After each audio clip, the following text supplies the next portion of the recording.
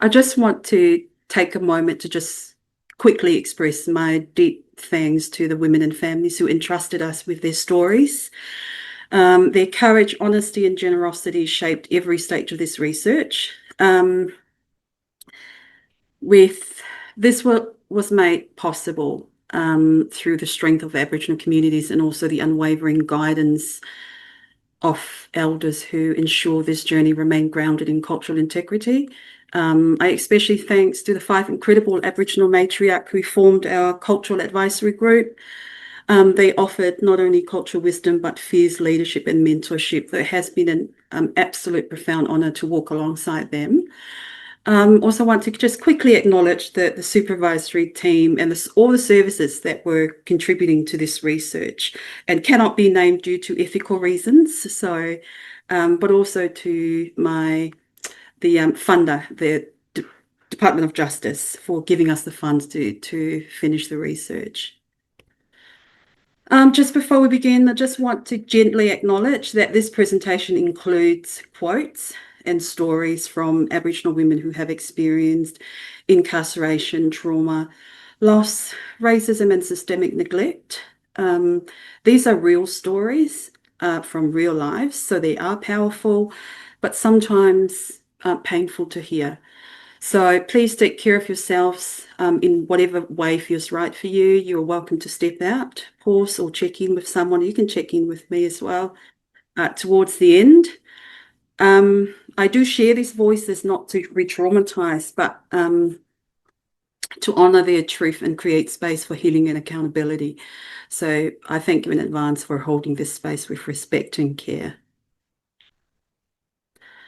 So the presentation draws from my PhD research. It's a 3-part study focused on Aboriginal women in Perth metro area. And today I'll just focus on findings from the post-release phase from the women. I did put a couple of extra slides towards the end, and I think we still have got time to go through 1 minute each from the voices of services, but also families. So, and focusing on that post-release, the everyday reality women face once they leave prison.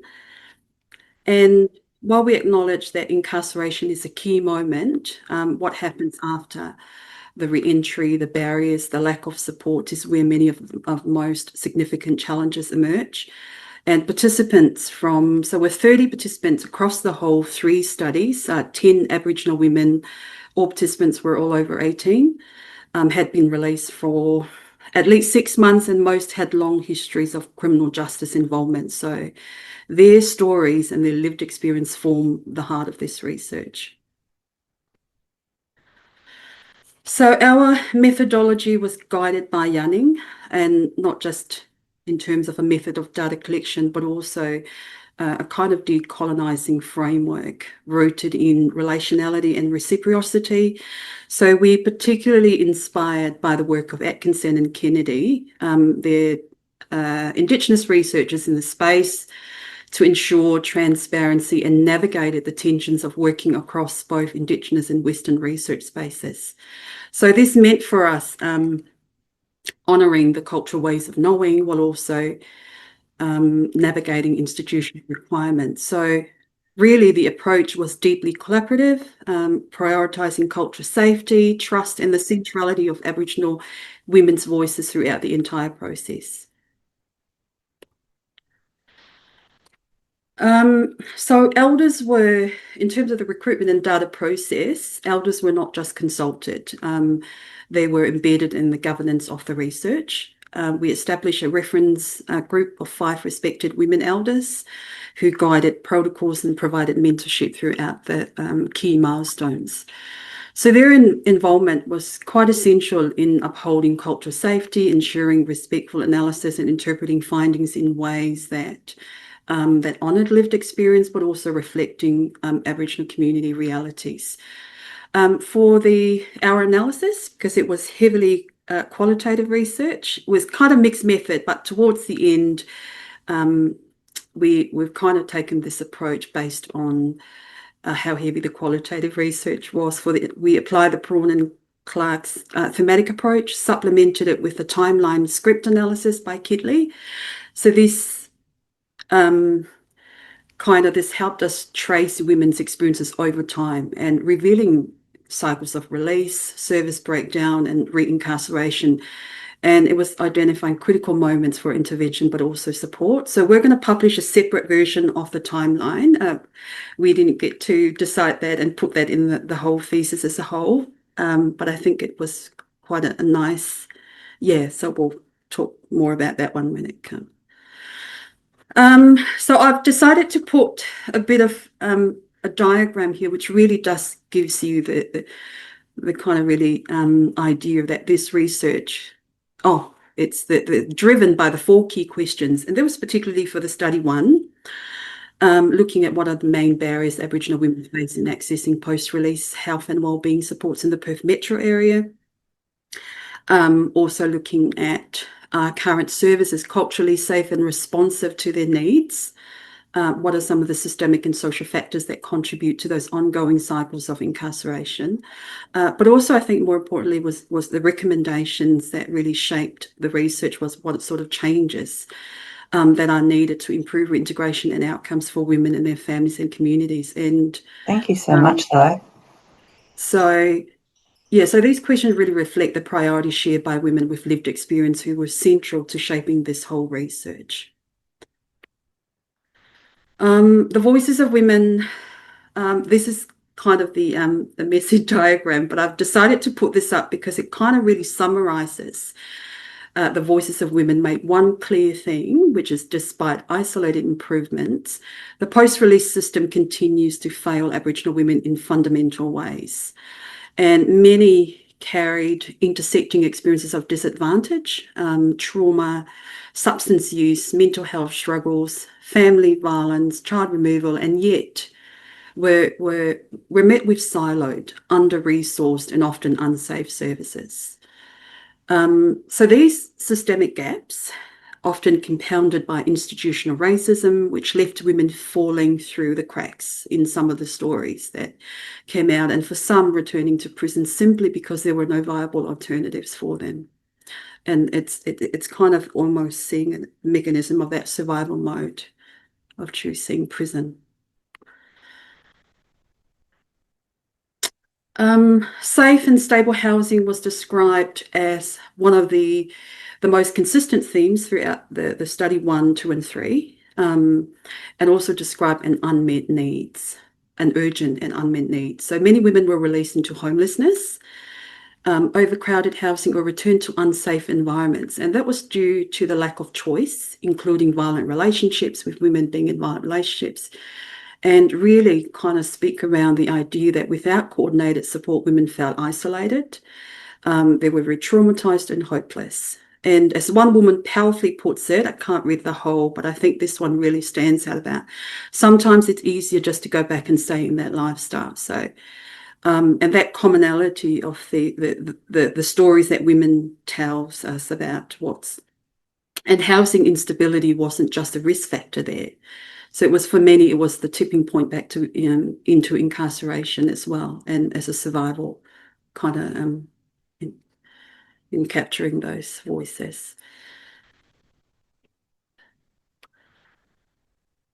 Women repeatedly spoke about the racism they'd encountered when seeking help, and that was both before and after prison, kind of relating. So despite cultural frameworks being referenced in policy, and what they experienced on the ground was often dismissal, judgment, or outright exclusion. So, and I suppose that this was not just about being criminalised in a sense, it was more about, it was about being Aboriginal as well. And I think one of those quotes really speak, if I can give you a little bit of moment just to read some of those quotes up there. And that the woman, that discrimination is everywhere, especially if you come out of prison.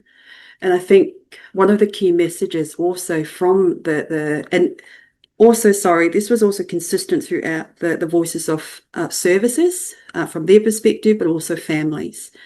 And I think it's essential that the key here is that we need to distinguish these racialized experiences from general stigma, and that racism is is not incidental. It's a defining kind of structural barrier that must be addressed if services are to be truly safe and accessible.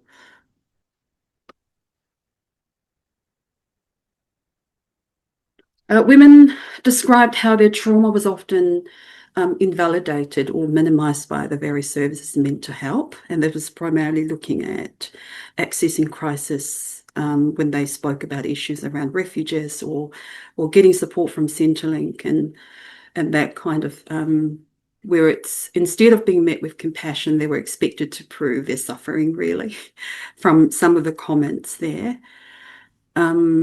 And this deepened really the mistrust and eroded confidence and kind of pushed many women away from that support altogether.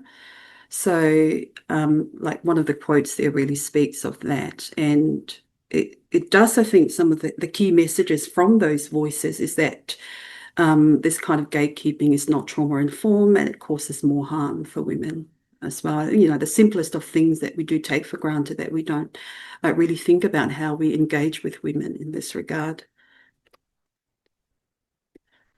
So rather than integrated wraparound care, women encountered fragmented and bureaucratic systems that really left them navigating a maze of disconnected services. And this was also, you know, kind of this breakdown led to missed opportunity for support and re-traumatization. If you read some of those quotes from the voices. So they were labelled non-compliant when in truth the system was incoherent and inaccessible. And I think one of the quotes there really speaks of, I walked away hungry, where do you go after that? So a quote that captures a kind of the deep sense of abandonment felt by many women in these moments. And I just wish I had a large screen, but there were incredible, overwhelming comments about the accessing of those services. So it was quite impossible to disregard some of the issues pre-release, and I think the women spoke quite a lot about what from their experiences in terms of employment and education in the prison. So even before release, women were already experiencing systemic barriers. And in prison, training programs often lack culture safety and were disconnected from real employment and opportunities on the outside. And I just want to take a moment to actually acknowledge that that these result in kind of similar results from one of the study that was conducted in WA and in the Northern Territory about through care about building effective through care for Indigenous people across the NT, but also in WA. Unfortunately, they did not focus on the metro area, which is kind of really put together a kind of picture of what is, you know, things that it has been gaps and barriers before. And women spoke about being hopeful only to hit walls once released. One of women shared they just saw the record and shut the door, which means, you know, that points to the urgent need for culturally grounded and outcome-focused pathways that move beyond tick box programming, really. Lots of issues, and this was also consistent from the voices of services, but in a way falls towards the racism and discrimination kind of area. So just to show that women's healthcare needs were often ignored and dismissed, and in prison and after release. So, such as I'll let the comments speak for them. The voices of some of the women from being denied early release for cancer treatment, and this is a 63-year-old woman who's been in and out of prison for quite some time that share that story. And to babies not being allowed to see doctors, the system repeatedly failed them in that regard.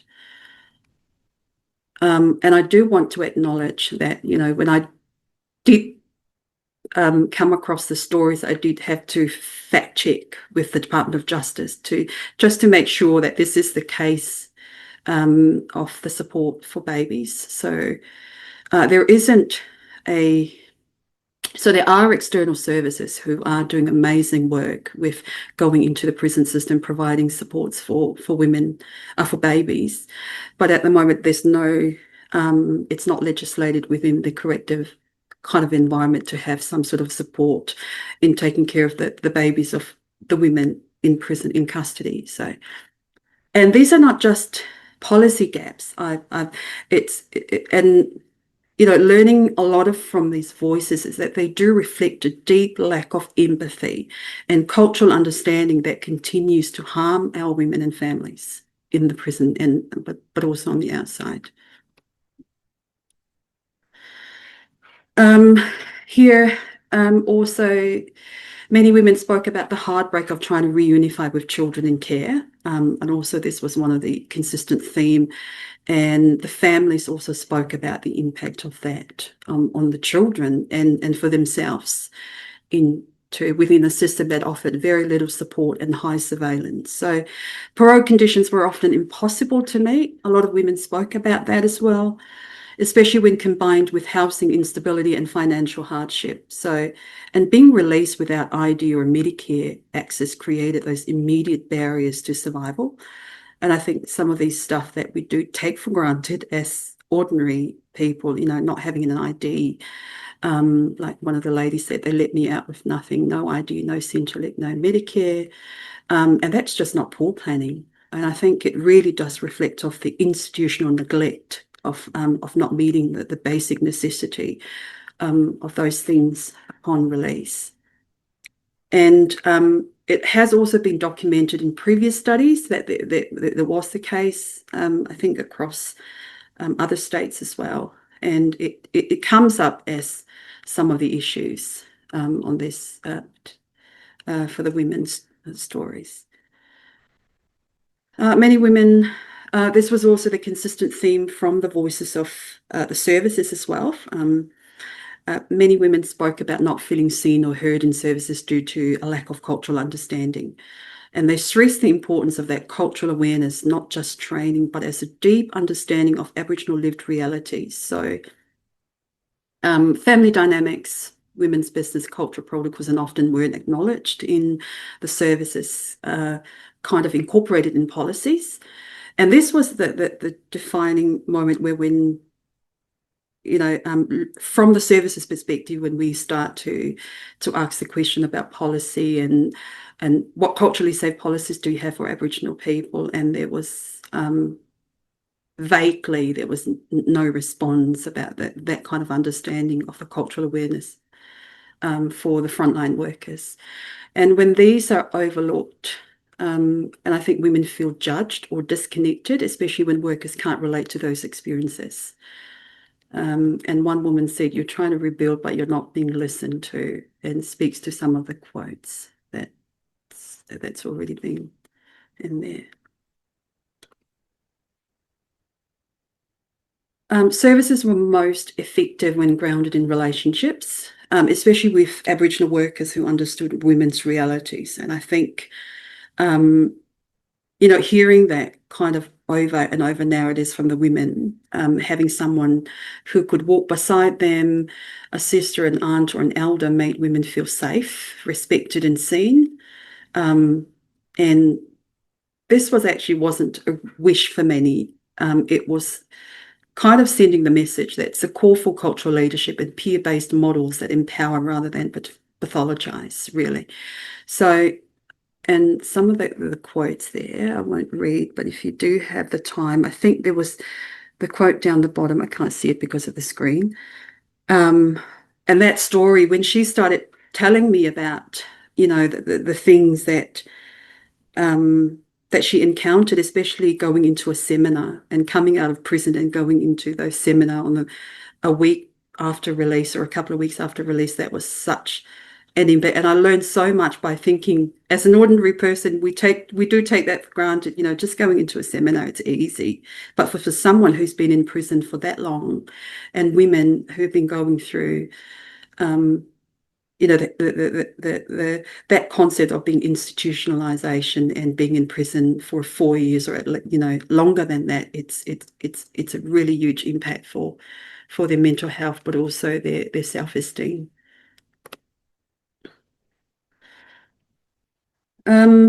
Amidst the barriers, women share stories of strength, hope, and transformation.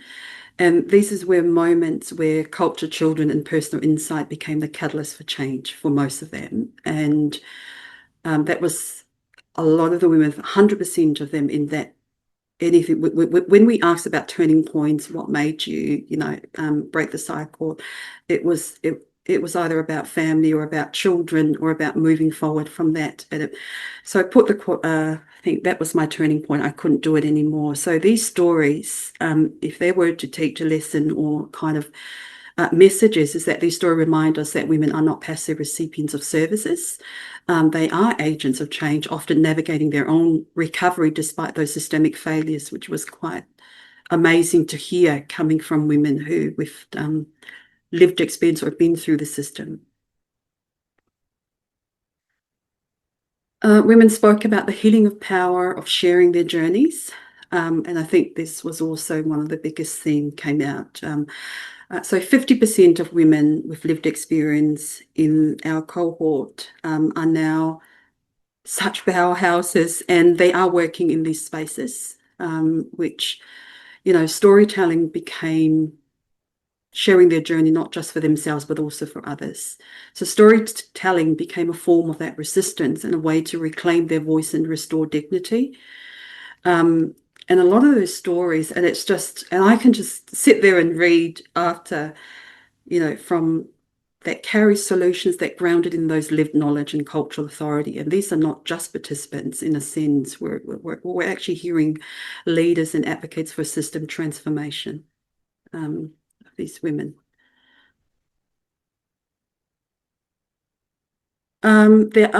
I believe there are beautiful, good people out there, and I just want to acknowledge that there are incredible services are doing incredible work for these women, and their stories, and this really speaks of the stories that they share with us, just how vital the right people in leadership are. And they spoke of case workers or workers that bosses who truly believed in them. And even coming from women with lived experience in these spaces as workers themselves, is just incredible to hear that, the belief built confidence, self-esteem and purpose. And when services walk alongside women, not to judge them, and creates that turning point moments where they can reconnect with family, thrive, and even take pride in small achievement, it's huge. So for many, that simple message of "I believe in you" is life-changing for many. So it was just so refreshing to hear that from you.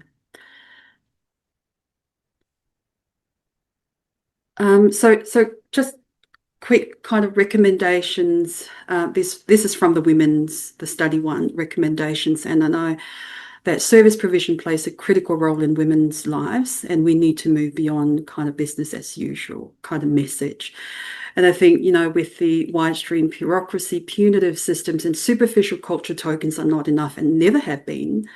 And this is about genuine, culturally grounded, Aboriginal-led models of care that honour strength and identity and speaks of the lives of these women. It's just more powerful. And I think with the message that we must centre those Aboriginal standpoint and invest in coordinated culturally and systems that stop the cycle rather than reproduce them. So the women have spoken in some of those that just, I try to confine them in all to make it. Okay, just quickly, I've created this slide. I know it's such but these are kind of really representing the voices from services. And when we listen to the voices of frontline services, if you see the diagram there, a clear picture emerges of how those interconnected of these challenges are. And the workers spoke of the inadequate cultural policies, siloed systems, and the lack of that cultural safety barriers that fall especially heavily on Aboriginal workers, on some of the workers that spoke about these. And for women, the concerns are stark. We've mentioned housing, health reunification with children, and the constant impact of that racism and discrimination when accessing those services. And services are clear: without coordinated, culturally safe responses, cycle continues. And that's why our future work, thinking more about now, because housing was one of the consistent theme from there, that we must also shift to focus on housing and health as foundation for stability, ensuring that women leave prison, not to homelessness and crisis, but to safe homes, strong supports and long-term well-being. Families, that's the overarching kind of families echo the same struggles, but they also reminded us again with the strength that exists within culture and kinship. They described housing and access issues systemic racism and the institutionalization of their loved ones, but also spoke of culturally resilient women, supporting women, and the importance of that self-determination and relationality. So the message is clear, and I think solution must be culturally grounded, strengthen family connections, which to address, if we were to address racism, and looking ahead with family safe housing and health supports is essential kind of foundation for healing, but also reunification and building those stronger futures for women and children post-release. Here's the final one. Thank you all for listening. And I hope that these voices not only inform, but also inspire change in how we support Aboriginal women post-release, shifting that narrative, moving from system failures to culturally safe, community-led solution.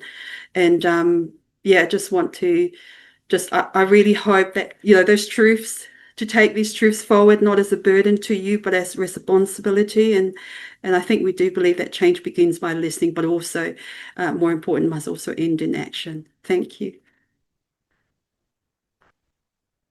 Thank you so much for a fantastic presentation, Emma. You've really captured such important reflections from the women's stories, and really underscoring, the structural and systemic inequities that perpetuate those challenges, but also the powerful role of cultural connection and identity and healing.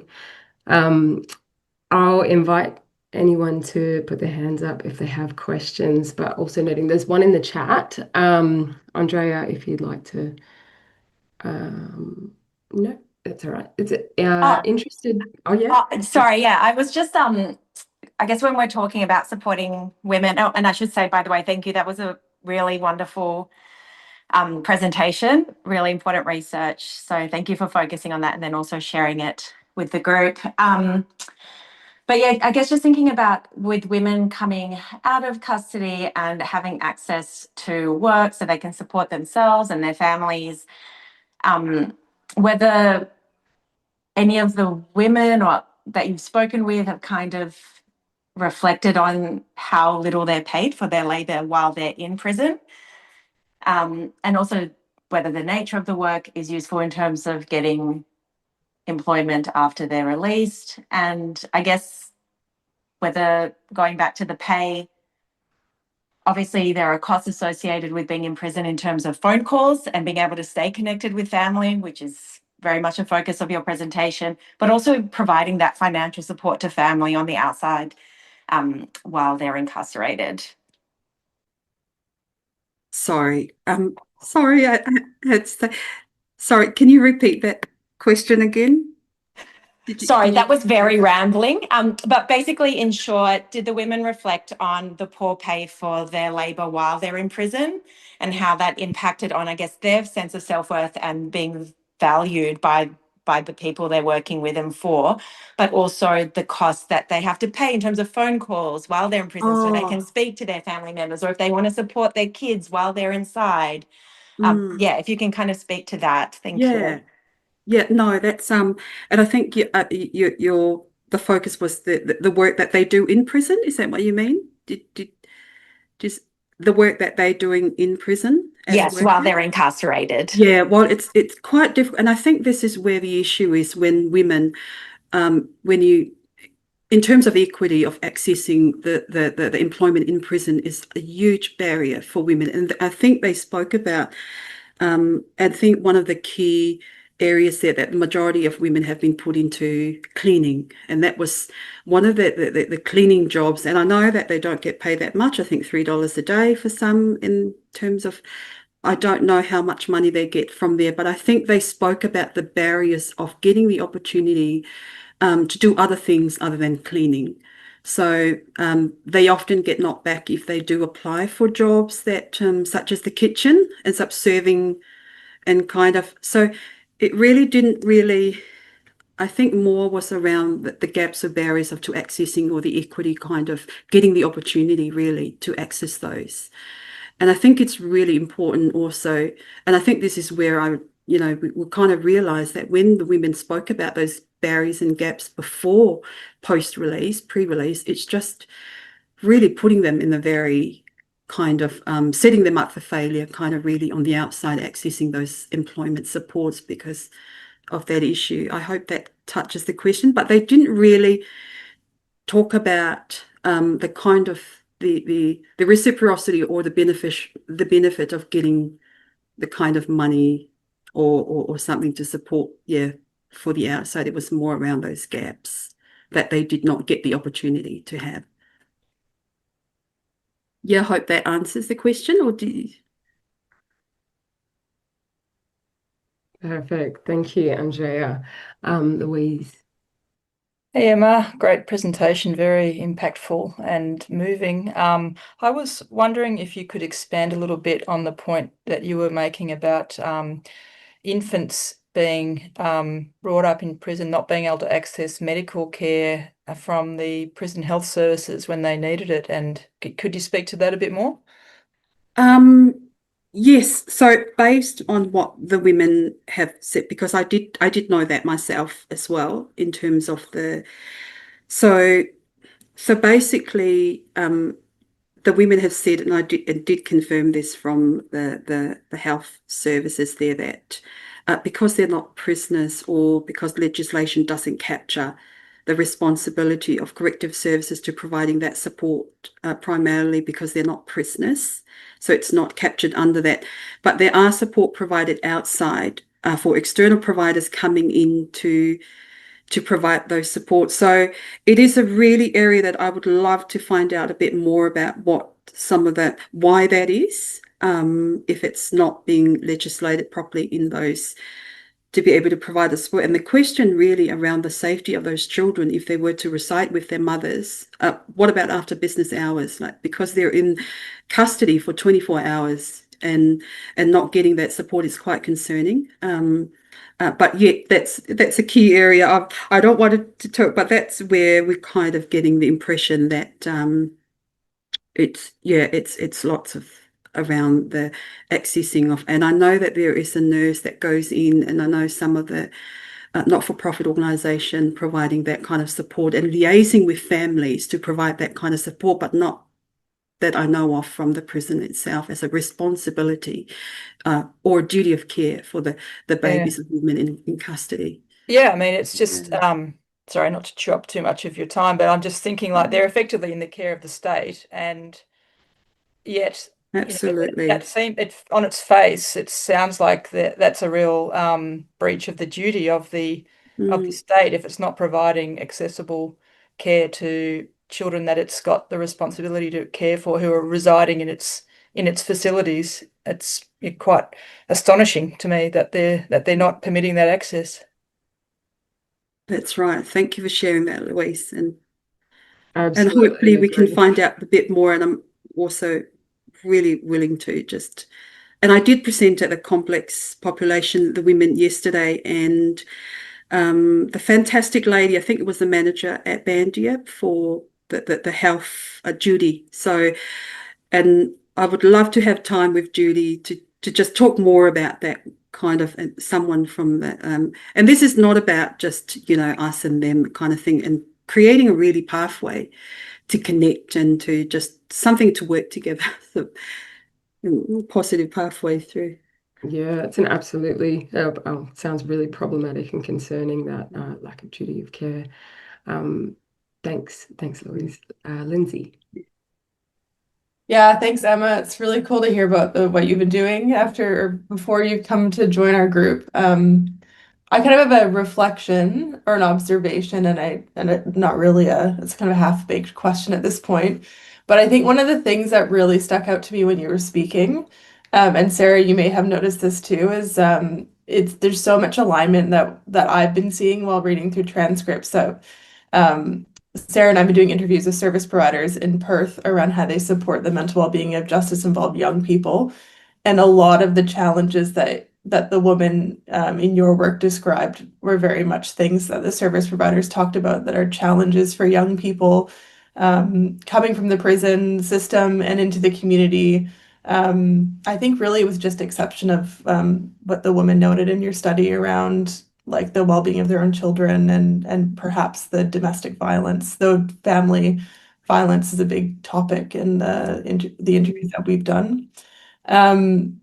So yeah, I guess it really just is indicative of broader, structural systemic issues in general. And I'm wondering, I guess my half-baked question is, do you have any plans or have you done any work around translating this knowledge, and what do you think needs to be done specifically around women, and where does that maybe diversify from the responses to the challenges that other groups like young people are having, or potentially men? Not to take away from the stories of women, but it just seems like there's broad issues that are happening across a lot of groups. Yeah, And thanks. thank you, Lindsay. That was very lovely.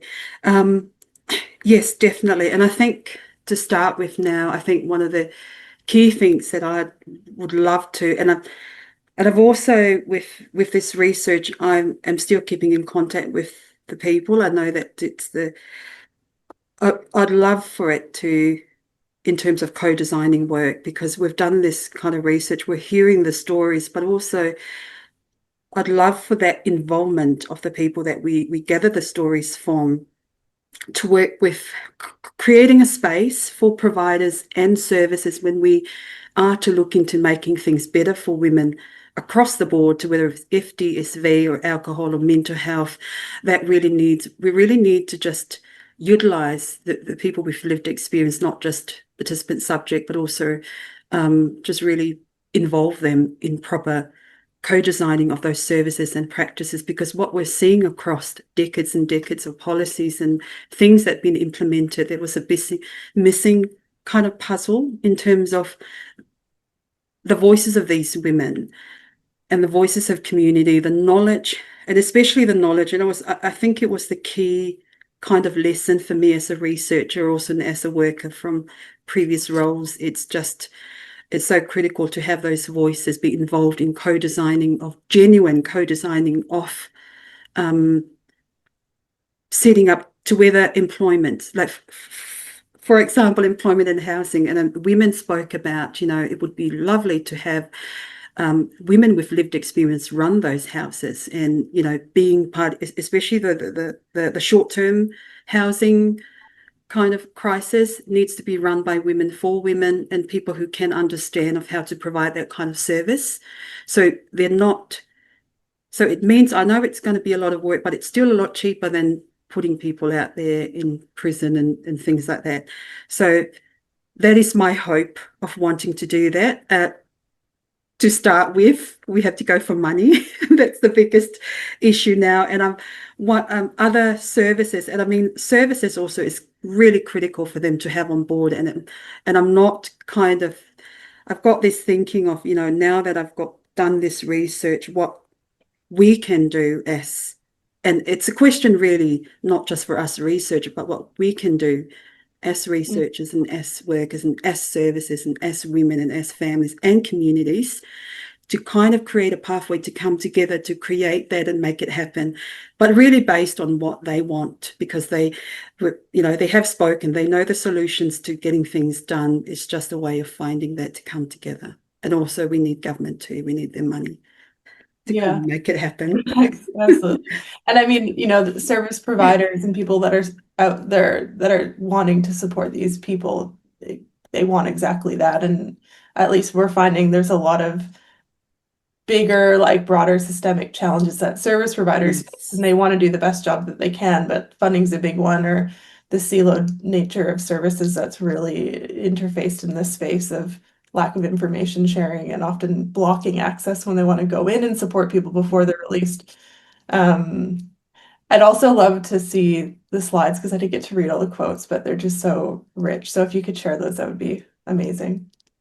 Oh, absolutely. Oh, thank you, Lindsay. Yeah, definitely.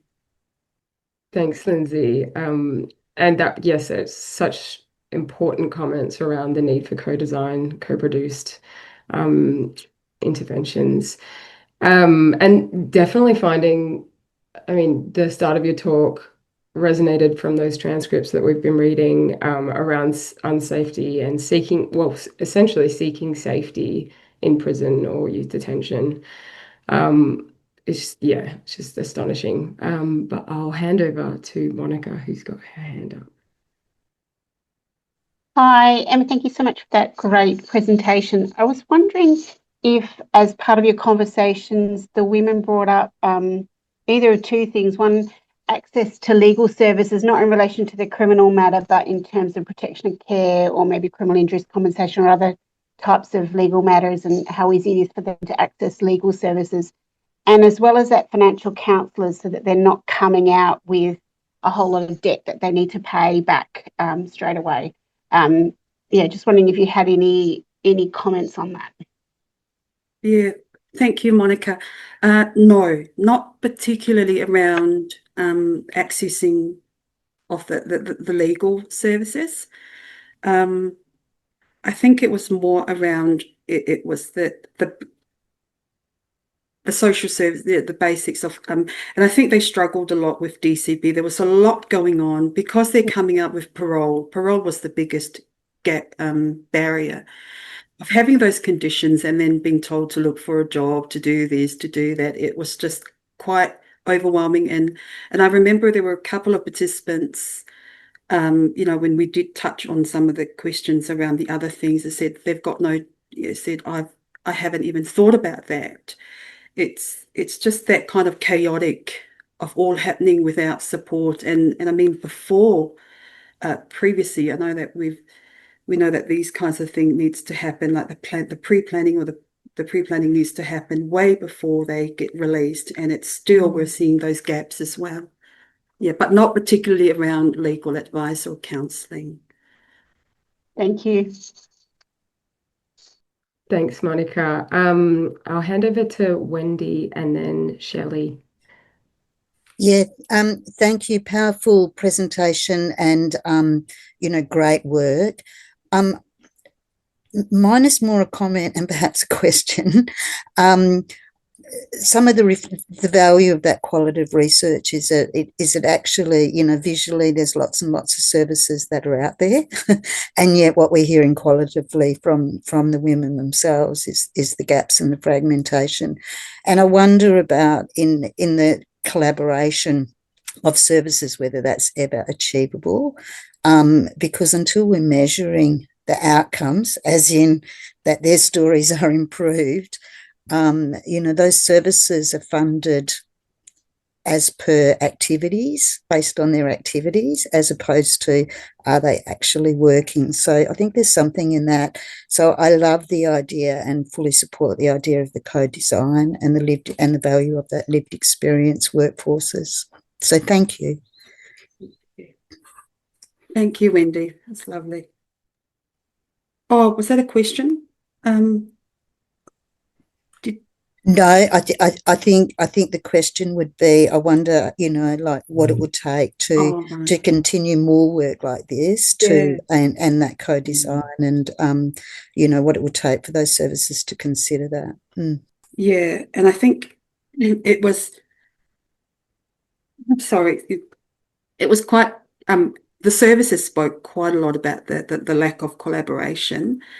And what I found from not this research, but other research that I've been involved in and engaged with, it's the idea that that lack of collaboration, it was a huge impact into knowing that some services that I did interview did not even know that other services exist. And it was just the idea that there was definitely a siloed kind of moment, and a number of research said that, but I wonder whether, so in terms of the recommendations from the services, just speaking from this research, that they've recommended having an interagency collaboration, and especially around government organisations, that the Department of Justice, the DCP, that was just quite lacking. And yeah, but it would be interested to hear from the government perspective as well, because I mainly interviewed the not-for-profit who are contracted under government to deliver these services. And it's, yeah, I probably need to hear from them about some sort of pathway, but definitely one of the recommendations from the services or the workers needs to have some sort of a interagency collaboration that is not happening in WA specifically for this research. So, and that willing, and I know that they do have, lots talk about the barriers of them delivering these supports based on contractual obligations as well. It's almost like ticking boxing kind of thing to get the funding, and then forgetting that that's impact the way they deliver services, which is another massive barrier they talked about within that system. But yeah, let's just say we're hopeful, hopeful that they can do to continue that work. Thanks so much, Wendy. Shelley. Thank you. Sorry, my little iconic thing's not working. Oh, you're here. Hello, I'm Shelley. I'm from the National Drug Research Institute, for those who don't know me. Thank you so much, Emma. Just, I don't know, I have a question and sort of a couple of comments.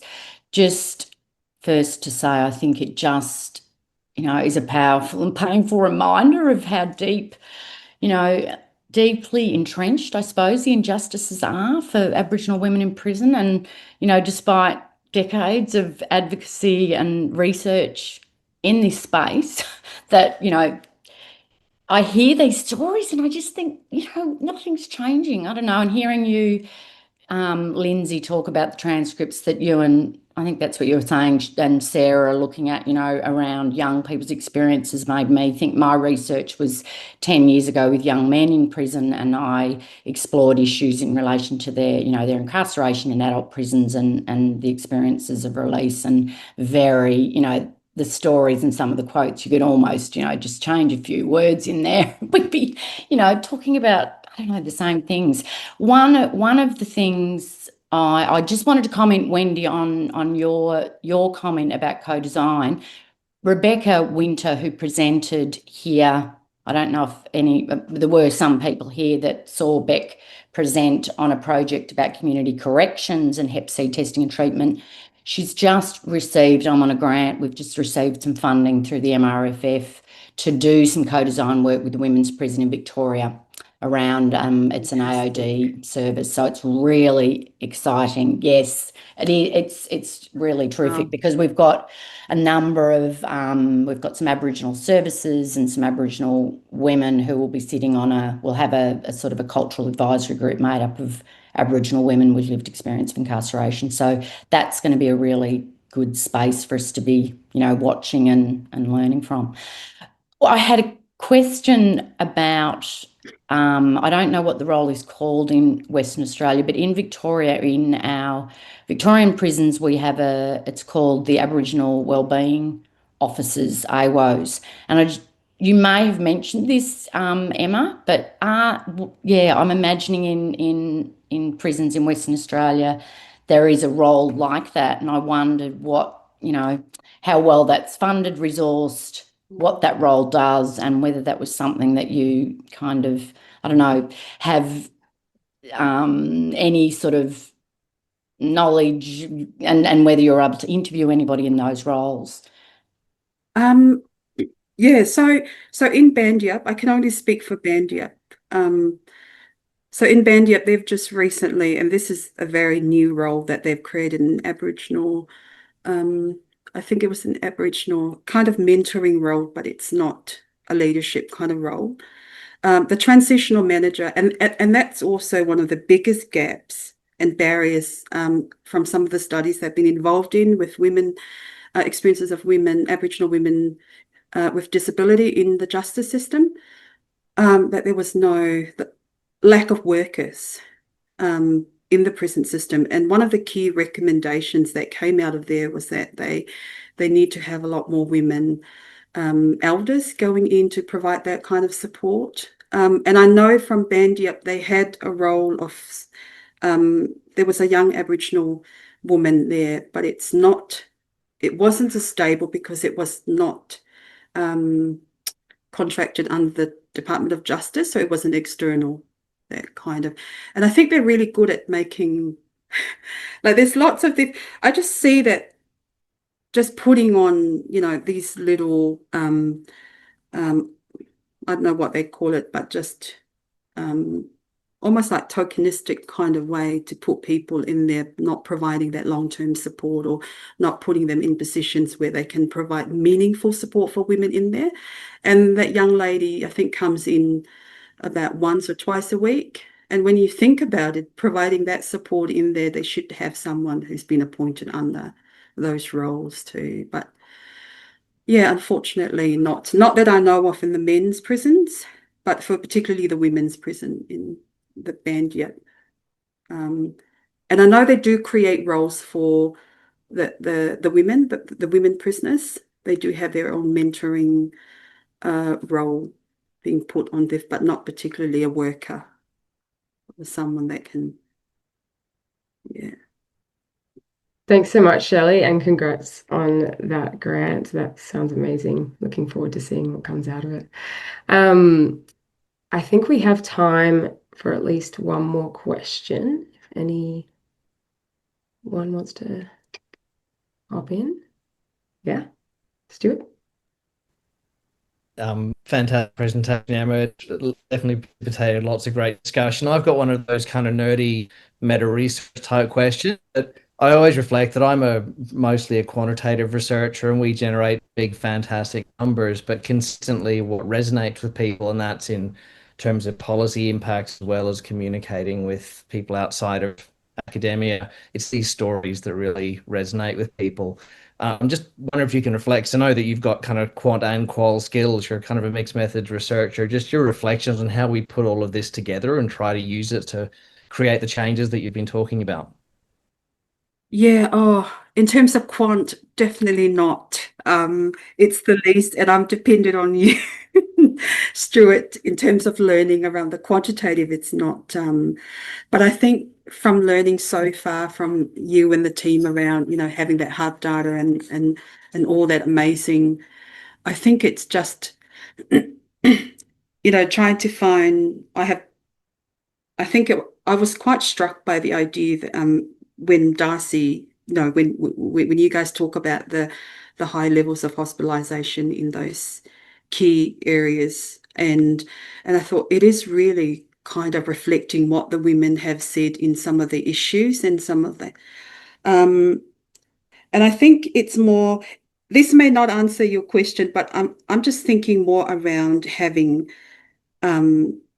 people on board like the government sector as well, with the Department of Justice and Department of Health, in terms of those powerful kind of, it was incredible that day you pulled together with having big people out there and getting that message across. Is I think it's that lack of, and I do learn this over the years working with grassroots communities and the prison sector, where the people sitting up in those positions, in those policy positions in different areas, have no idea, or even do not get to hear the message that we need to get across about these gaps and barriers and what they can do. I know there's a business version to them thinking about how things work in creating. But I think it will be great to have them on board as well, and just sharing that kind of bringing together, rather than just when we think about the hospital and the way we do work, it's rather separate. A classic example would be an AOD and mental health, where we can see a lot of people don't get treated for AOD in the prison. I mean, in some of the clinics, because it doesn't really marry up to what they're delivering and I think that all sense of that interagency collaboration and just get something working, like just get a proper pathway, rather than just doing this and that everywhere. And it just doesn't seem to come together if we don't do that. And I think people are just had enough of just trying to give the message across. And the issues are not new issues, and I think working together like that would be helpful. But definitely, in terms of quant and qual, I'll just it'll be interesting to learn more about the work that you're doing with the team and try to put some things in place for from